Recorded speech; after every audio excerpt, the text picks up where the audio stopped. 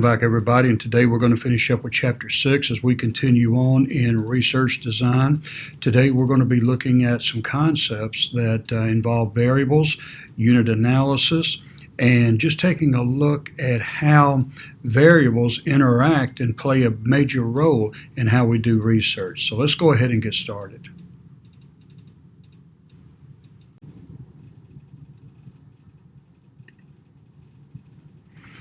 Okay, everybody, welcome back, and today we're going to finish up with Chapter 6 as we look a little bit more into research, and today we're going to be covering some areas like unit of analysis, variables, and so forth. So let's go ahead and get started. As you see in the slide, writing managerial decision statements into corresponding research objectives, and as we saw earlier, decision statements have to be translated into research objectives. Now, if you remember, a decision statement is something that we use to really get started. For instance, a decision statement would be, in what ways can we improve our service quality? That would be a question, but it would give us something that we need, the information that we need to address whatever problem we're having, and in this case it would be quality. Research objectives are the deliverables of the research project. So if our decision statement was, in what ways can we improve our service quality, the research objective would be to identify the top factors maybe that contribute to customers' perceptions. So this is what helps us get the ball rolling, so to speak, and to be able to understand what it is, get some clarity. It probably is a better word, get clarity on what it is we want to study, and give us some parameters in which we can start our research. Now, as we go into the research, we have to consider the unit of analysis. A unit of analysis indicates what or who should provide the data and what level of aggregation. For instance, a unit of analysis would be maybe an individual, such as a customer or an employee. It could be a household, which would include families, as you see here, organizations, business units, departments. It could be sales, finance, geographic areas, south, north, west, east. Objects could be products, advertisements, and so forth. The unit of analysis is really what you're studying. This is where you're going to derive, and these are the people you're going to derive your data from. Multiple level or multi-level analysis studies variables measured at more than one unit of analysis. So if I wanted to, for instance, one of the unit of analysis that I looked at for my dissertation was the conversions of Christians to Islam. Now, that was one unit of analysis, Christian conversions, but then I looked at those who were in the South. That was another level. And then I looked at people who were of a certain age. So those are multiple levels of analysis, or units of analysis. Now, when we get into this, we need to differentiate between variable and constant. A variable is anything that varies, as you see here, or changes from one instance to another. It can exhibit differences in value, usually in magnitude or strength or in direction.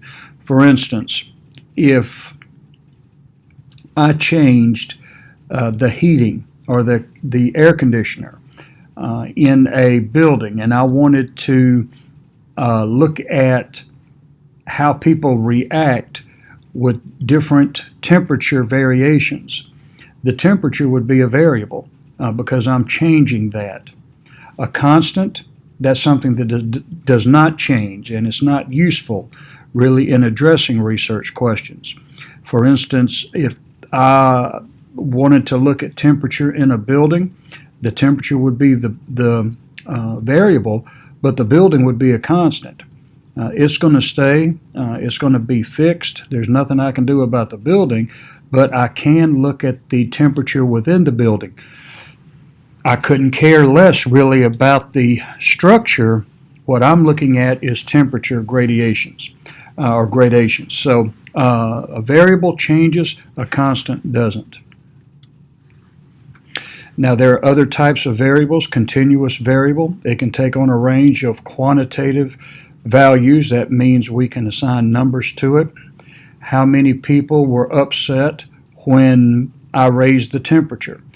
That's a continuous variable. We're looking at numbers of people who were indifferent, upset, pleased, and so forth. Categorical variable indicates membership in some group. It's also called a classificatory variable. So we may look within that building the number of males as opposed to females who were reacting to the different temperatures. Dependent variable. This is a process outcome of a variable that is predicted and or explained by other variables. For instance, the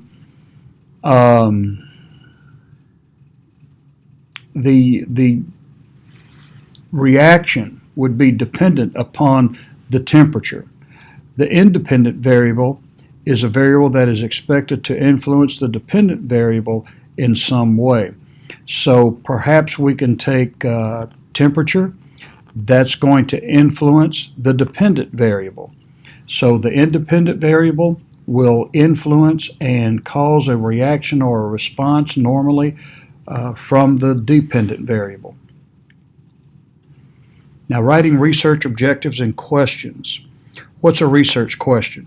Well, a research question kind of gives you the direction that you need to go in. It's what you want to answer. It expresses the research objectives in terms of questions that can be addressed by research. It helps to develop well-formulated, specific hypotheses that can be empirically tested, and it helps the researcher design a study that will produce useful results. Now, in a nutshell, the research questions are really the items that you want to have answered. The research questions that I used for my dissertation, for instance, I wanted to know the experiences of their Christian conversion, from being lost to being a professed Christian.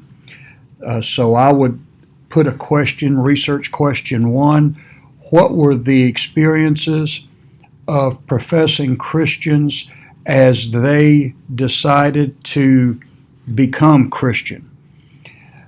Another research question would be, what were the experiences of the respondents as they transformed from Christianity to Islam? A third research question would be, what are the experiences of these professing Muslims now that they have become Muslims? So those are the things that will guide your research. They're the things that you want to have answered, and that will form your research. Clarity. When it comes to research questions, the researcher's translation of the problem into a specific inquiry. Again, my overall concern for my research was the experiences of Southern Christians, professing Christians, as they transferred to Islam from Christianity. And then the research questions did as you see here. Give me specific items that I can inquire of. And then the hypothesis, statements that can be empirically tested. They state what is expected to be found through the study. And my hypothesis was that they were not really professing Christians in the first place. And my research was able to prove that. And then you have managerial action standard, which is a specific performance criteria upon which a decision can be based. How much time should be spent on problem definition? Well, again, if you're working for a company, time is the essence. Budget constraints can limit you. The more important the decision is, according to management, the more resources you'll be given. But if it's just something they want to have an answer to, you may not have the resources that you want. Time, again, is an issue as you take the problem and you identify the correct issue that you're going to be doing, and it's usually, if you take the time, it's time well spent. But if you rush, you may not be able to identify the correct problem, and that's essentially what they're saying here in the third point. The research proposal, if you go on to your PhD program, you'll have a requirement for research, and you'll have to do a research proposal, which is a written statement of the research design. This is what I intend to do. This is how I intend to go about it. These are the ones that I plan on interviewing or studying or collecting data on. The uses for the proposal, it's used as a planning tool and also as a contract. Whether you are a student in the PhD program or you are a OD practitioner or you're someone who is doing research for a company, maybe you're a contract researcher. The proposal is really the prospectus. It is the outline of what you intend to do, how you intend to do it, the parameters in which you will do it, and once agreed upon, it becomes really a contract. And then funded business research, and that's basic research usually performed by academic researchers, such as a college that is contracted to do studies and financially supported by either public or private institutions, which is maybe in the form of federal grants. And in college, we see that a lot. College departments doing research, and it's funded through either major corporations or by the federal government. I believe the University of Memphis does a lot of medical research. I know University of Mississippi does. And a lot of their research comes from grants that come from the federal government. Well, today we saw how variables play an important role in how we do research. We also took a look at unit of analysis. You know, we can really study just about anything, but there are also constraints that help us or contribute to us being able to have a quality research. And we saw how money, how time, and how management's involvement can play a big role in the quality of research that you do. Well, that's all we have for this week. Next week we'll begin in Chapter 7. Until then, God bless you, and we'll see you next week.